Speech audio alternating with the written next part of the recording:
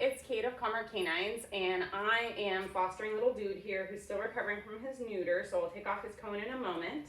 But we are going to show you how I introduce dogs to the manners miter. Now, I've already introduced him to it a little bit. My previous video did not turn out, so we're going to make a new one. But he's really only done one session with it. And I may occasionally toss food that way because my dog is waiting very quietly and patiently off screen. So, the old name for it is the manners miter. It's now called a treat and train. The newest version is the Pet Safe Teach and Treat. And basically it is a remote feeder. You feed your dog their meal or similarly sized small treats, and you use this to be able to feed them when you can't go up to them, or it would be detrimental to the training for you to go up to them. And it can also be used for long duration stays, door manners, and even separation anxiety. It's really helpful for a lot of my clients with babies and young ones where we don't want to be handling dog food or dog treats and babies at the same time. And also where you just literally don't have enough hands because all you have to do is be able to push this little button.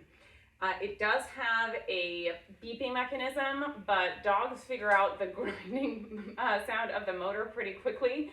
And so that's usually what I use as the marker because the beeping is very, very loud. Are you ready? So I'm going to bring this up to the camera real quick just so we can see a little bit better. Can you off for a moment, please? Thank you. Good boy. So just so we can have a close-up here. Let's see if I can get that on screen. There we go. So this is about 20 years old, almost about 15. So these things last forever. It has a very simple setup, and there are lots of videos that tell you more about it, but there's the power button. This is for using the downstay function, and it sets how frequently the treats will come out, whether you want multiple treats or single treats, whether you want the volume on or not. Even the low volume is very loud. And then the channel has to do with your remote in case you have multiple units. And then this is the kibble disc. They have one with larger holes for larger kibble, but I'm just going to put that in there. And I'm going to put some of the kibble in here, and I'm going to hang on to some for the first part of what I will be showing you. But once you load that in and close the door, for dogs especially who might be a little bit more timid, I will actually just use this as a food bowl for a few days. So that's what I did for little dude. I just put the food in here and pretended like it was a weird shaped dog bowl. And we did that for about 4 or 5 days. And then yesterday we just started introducing him, but I'm going to show you how I would do that. So typically I will set up the unit in the room on the other side just in case the dog startles with it. And then I will push this dispense button at the top, not the downstay. And it's going to make a grinding noise. And when it does, I'm going to give him a piece of food. Oh, I know you heard that and you know what it means a little bit, huh? Are you going to eat the food? Here we go, buddy. Let me take the cone off. I forgot to do that. Are you going to eat your food? Oh, you're not. You're not. You wanted the other food, huh? But the other food jams. All right, we'll pause and we'll switch to the other food. And that is important to make sure that you have food that your dog really wants. Okay, back to our regularly scheduled programming. It is really important that your dog likes the food that you're using, and some people will actually use like cat food because it's higher protein and tastes like a treat. He's a little bit of a picky eater, and he really likes Biljack, but Biljack jams really a lot in this machine because it's crumbly and it's not round.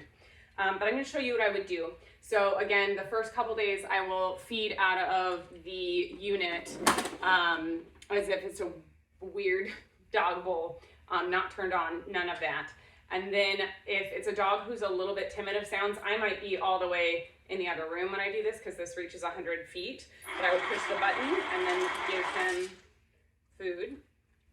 And I would do this maybe 10 or 15 times. And I'm not going to be marking for anything in particular, but a lot of times what they recommend once you're actually training is you want to start with marking for eye contact. Here we go. go. And not for staring at the machine. There, I was trying to mark for not staring at the machine, but now I'm going to mark for you giving me eye contact. Ooh, good job. There we go. And we barely started some attention exercises the other night. But you were too itchy from your neuter surgery, huh? So when he stopped, hold on, Odie, I know. There we go. Good job. So I do that maybe 10, 15 times. And if the dog is not startling, whoop, I did that one on accident. Yeah, I hit downstay. Too many. There we go. All right. So, gotta be careful of what button you push. So, that being said, since he's not startling, that is when I will start to feed out of the machine. And I may start with a little bit of it here in the tray just as a freebie. There we go. Before I get started, and I'm going to make sure there's no kibble hanging out here to get stuck, if I can. And then I would set it on the ground. And again, I'm going to let him eat some for free. Move this out of our way so we can see. And I'll move him forward a little bit. There we go. There we go. Gotta make sure we're on screen. Good. And so now he goes, okay, it's making that weird sound. Do you remember what happens? The food comes out. So as you can see, he's still doesn't quite know what's going on. There we go. And so I'm just pressing the button to get him used to it. And you want to make sure you're never pressing if they're like scratching at the unit or anything looking for food. I'm going to see if he looks away from it, and I'll mark for that. I don't necessarily need eye contact because I'm going to be trying to use this for separation anxiety. And the last thing I need is for him feeling the need to stare at me. But if there it is. But if he's not staring at the machine, I will mark and give him some food. But this is how I introduce it. Very simply. Again, I'm not going to make him do anything. Anything that is not staring at the machine will get him food at the time. I don't want to introduce the beep when it is this close to his head in case that does startle him. Some people do like to use that as the marker because especially if the dog is further from the machine, it will tell them to go and get the food there. But I'm telling you, these dogs will figure out the sound of that motor. So again, I'm going to wait for him not to be looking at it, and then I will feed. There we go. And then now I'm going to switch this into the downstay mode for him. Whoop. There we go. So I just wanted to shake that piece out that was stuck there. I'm going to lift this up. And so the next stage, we've got variable. I'm going to start with 5-second treat rate and close that. And now I'm going to hit the downstay. And now he's going to get to eat the rest of his lunch. So that red light means it's in downstay. If it's flashing, that means there's a jam. But it's really, really simple. He was a little bit more jumpy when I tried this yesterday. But pretty quickly he would, even after the little bit of startle, he's like, oh wait, but there's food.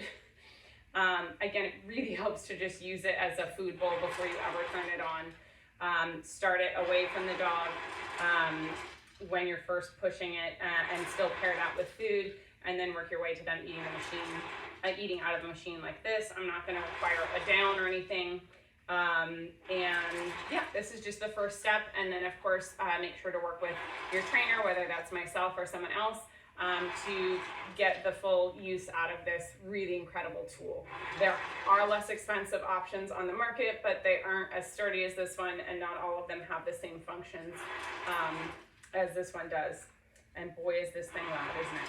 But it's no longer scary. We got no startle, you've got even weight, and you're just waiting for that food. There we go. All right. Well, thanks for watching. If you have questions, let me know in the comments. And otherwise, like, subscribe, all that stuff. You know the drill.